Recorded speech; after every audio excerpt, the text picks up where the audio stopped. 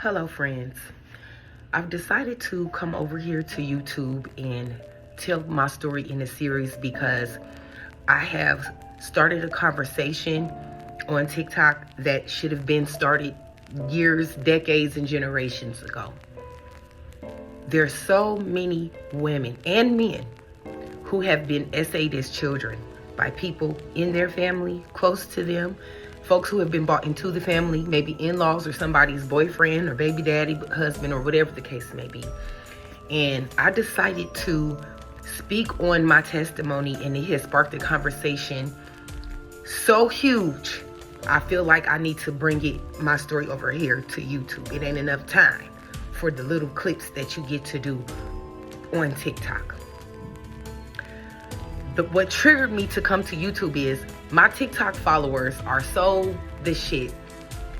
I was sharing my story and they were asking me about the man who SA'd me, which was my cousin's husband. They asked me for what's his name? I gave his name and his month and day that he was born. They went and found all of this man's information. He is in ATL living his best life.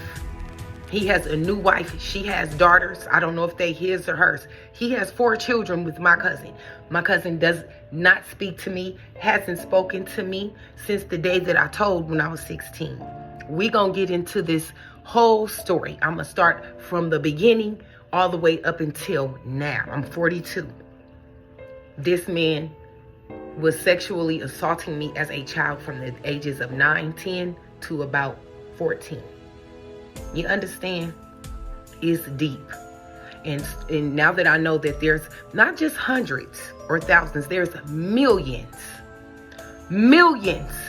of women out there and men. I keep on leaving the men out because men get SA too, and it gets overlooked too much. There's too many people that have this story in common with me. Too many folks who have told and were not believed.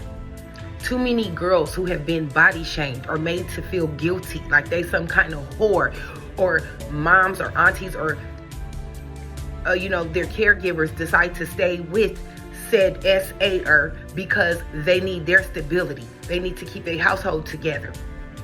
Even parents or caregivers feeding the children to appease the man that they with. And women are very guilty of SAing too. Okay, we gonna get into all of this. I am known on TikTok as the Mindset Mistress. I'm also known as your girl P. Latoy. I'm an artist. You can look me up, P.Latoye. You can look me up here on YouTube. You can look me up on any platform. My music, God has put me in this space for this purpose. So I want to share with y'all, my entire story, because so many people are asking me different questions. So I want to tell y'all my entire story, okay? So this is my introduction to the story, and then I'm gonna do several parts, okay? Now, the person who SA'd me was my cousin's boyfriend, then ended up marrying him. I sang at their wedding, by the way, but we'll get into that later.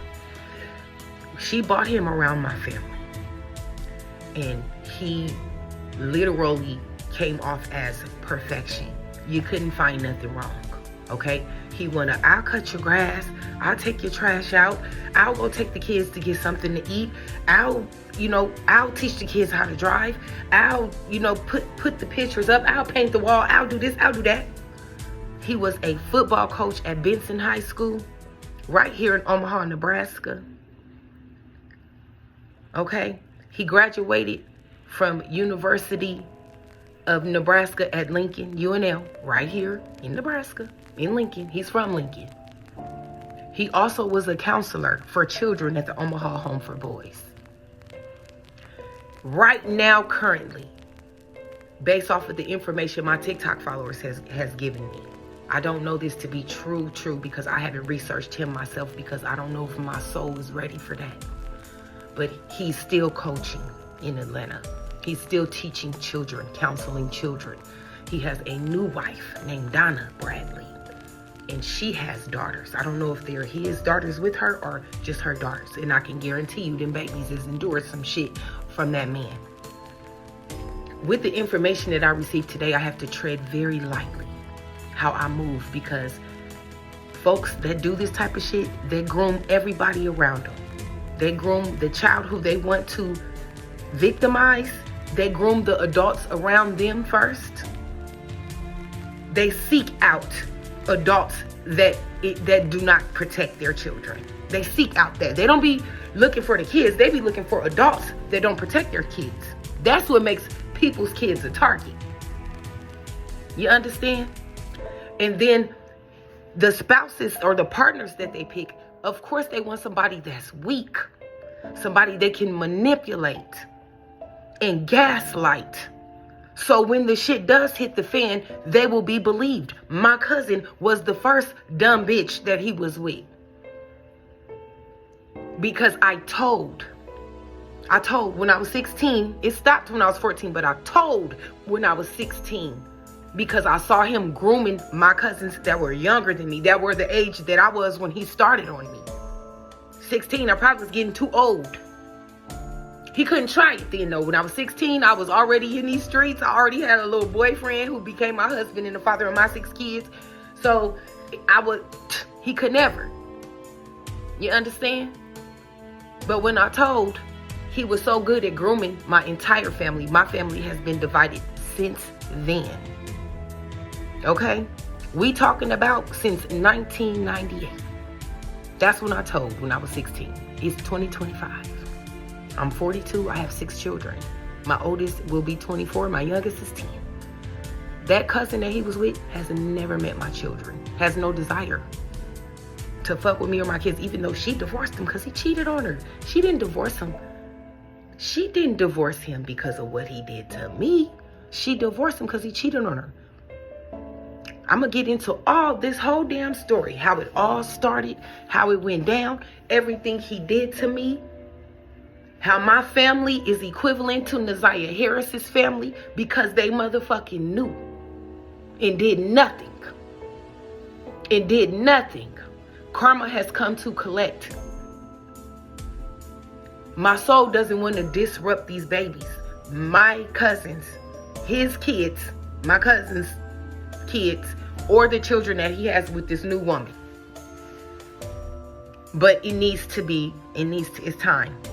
Karma's come to collect. So I've done so many videos on TikTok about toxic mothers, being S8, all kind of shit. This is what my niche is on TikTok, but so many people have invested into this story.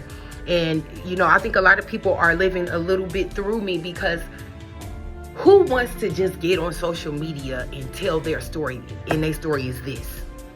You understand? God has put this mission on my soul to help people heal. You understand? It's time for him to come to terms with what he did to me and so many others, because I know I'm not the first and I know I'm not the last. I bet you it's victims all over Omaha, Nebraska, Lincoln, Nebraska, Atlanta, Georgia. It's my duty. God put this mission on my soul. Okay? So this is